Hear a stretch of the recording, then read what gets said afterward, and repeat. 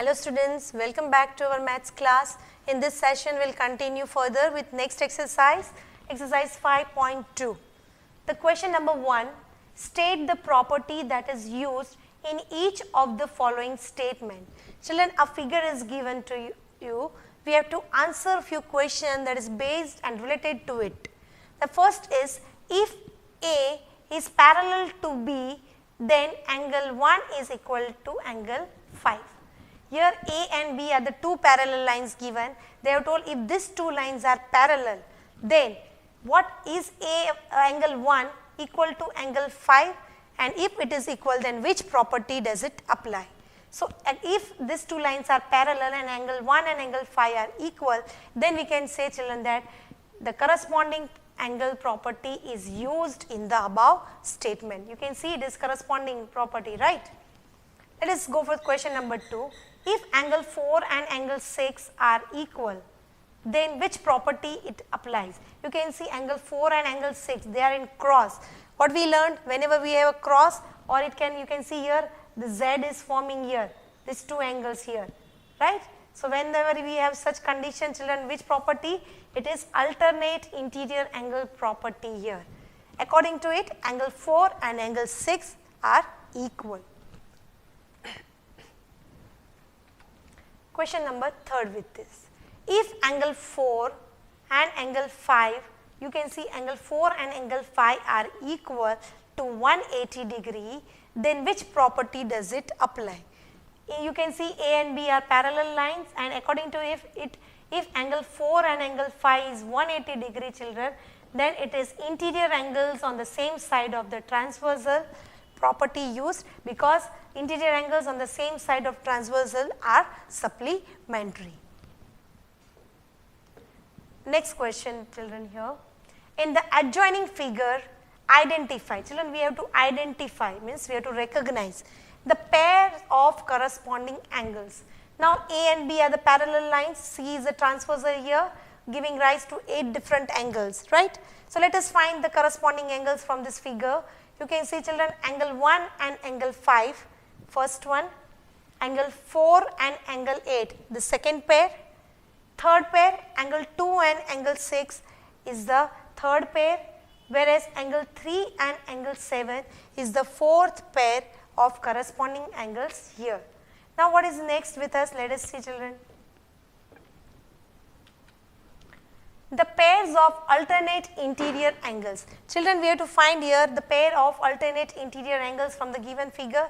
Children, alternate interior, remember the Z format, right? So, according to that, we have angle 2 and angle 8, whereas we have one more, angle 3 and angle 5 as the two pairs of alternate interior angles. What is the next question here? The pair of interior angles on the same side of the transversal. Children, same side of the transversal, interior means inside, that is inside the two lines, and on the same side. Which are they? You can see angle 2 and angle 5 is the first pair of interior angles on the same side of transversal, whereas on the second side we have angle 3 and angle 8 as the second pair of interior angle on the same side of transversal. Let us see the next question. The vertically opposite angles. Children, vertically opposite angles, when the two line intersects, they give rise to the vertically opposite angles. You can see here the two lines are intersecting here, that is here C and A give rise to the vertically opposite angles as angle 1 and angle 3, the first pair of vertically opposite angle, whereas angle 4 and angle 2 is the second pair of vertically opposite angles. Third pair we have angle 8 and angle 6 as the third pair of vertically opposite angles. The last fourth we have, children, angle 5 and angle 7 as the four pair of vertically opposite angles given here. Question number 3. In the adjoining figure, P is parallel to Q. This you can see P and Q are parallel. Find the unknown angles here. Unknown angles here are given in the form of A, B, C, D, E and F, children. This many angles we have to find. Only one angle is given to us, that is angle D there here, that is 125 degree. With the help of this, the remaining ones we need to find. Now let us start first. Children, you can see angle D and 125 are corresponding angles. You can see therefore D will be 125 here. Okay, so you can see angle D is 125 because corresponding angles are always equal. Now let us move to the next, children. Here you can see that 125 and angle E these are the linear pair. Linear means they are 180, they are supplementary, right. So you can see here angle E plus 125 degree is equal to 180 degree. Why? Because they are linear pair. Children, we got the value here. So now taking 125 on the another side to subtract, if we subtract 180 minus 125 degree, what we will get? Angle E as 55 degree. So accordingly, children, this also I got 55 degree. Okay. Now what is? Now you can see angle E and angle F are vertically opposite angles. According to the rules, children, vertically opposite angles are always equal. That means angle E is equal to angle F. That means angle F is also 55 degree. You can see here from the rule of vertically opposite angles, angle F is equal to angle E, that is equal to 55 degree. Okay. Now children, let us go further with this. Now children, you can see that angle B is equal to angle D. Here you can see here angle B and angle D. Why? You can see because angle D and is equal to 125 degree here, angle B will also be 125 degree according to the vertically opposite angles. You can see because 125 and angle D is equal, that means they are corresponding angles. So D is 125 and D and angle B are vertically opposite angle. So B will also be 125 degree now. Now let us move further. Children, you can see here that which angle is left now? Angle C. Now you can see angle E and A are corresponding angles. Children, angle E we got as 55 degree. That means angle A will be also 55 degree because they are corresponding angles. So you can see that angle E and angle A are equal due to the corresponding angles. Therefore, angle A is also 55 degree. Now children, what is left out? Angle C. Children, angle F and angle C are also corresponding angles. As angle F is 55 degree, angle C will also be 55 degree. Why? Because they are corresponding angles. So children, using linears, corresponding and vertically opposite angles, we can solve the given sum and we can find the different angles marked here. Now find the value of x in each of the following figures. We have to find the value of x, children, here in the figure given, that is if L is parallel to M. Now children, the first one, let us assume the another angle on line M. You can see here this I will suppose here as y, line M as y. I will suppose this as y because now what is there? By the property of corresponding angles, angle y is 110. Children, instead of this if you want, I will take here y to take it as corresponding. Angle 110 and y is corresponding angle. That means y will be also 110 degree here. Okay. Now you can see 110 and x, they form the linear pair, that is angle x plus angle y will be equal to 180 degree. So y, which is 110, I will substitute the value, angle x plus 110 degree is equal to 180 degree. Okay. That taking 110 on the other side, children, you can see I will get angle x as 70 degree. Okay. Children, you can take this angle also, I have taken this manner. If you want, you can take this as y, 110 and y are linear pair. So this y will be 70 degree. This is another way of solving. Now you can see angle y and angle x are corresponding. So angle x will also be 70 degree. This is the first way of doing, this is the second way of doing. So you can opt anything, but your rule should be correct. Next, second one. Here you are asked to find the value of x.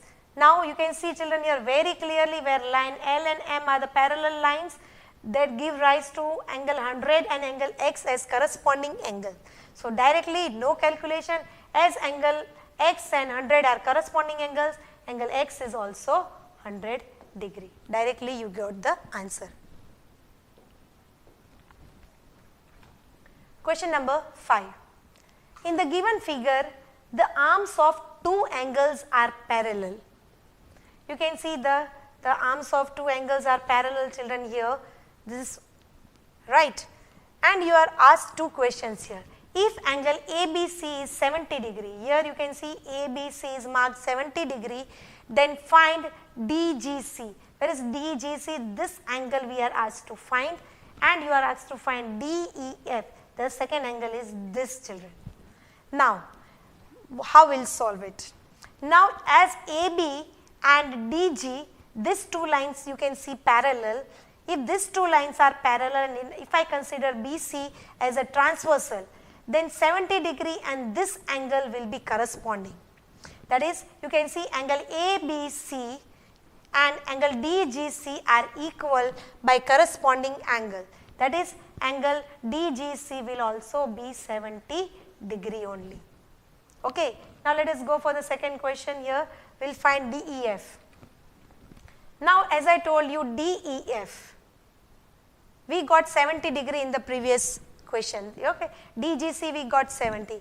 Now, children, if these two lines are parallel, suppose BC and EF are parallel line, and you can take this line as a transversal, then you will see that this DGC and DEF here also they form corresponding angles, right.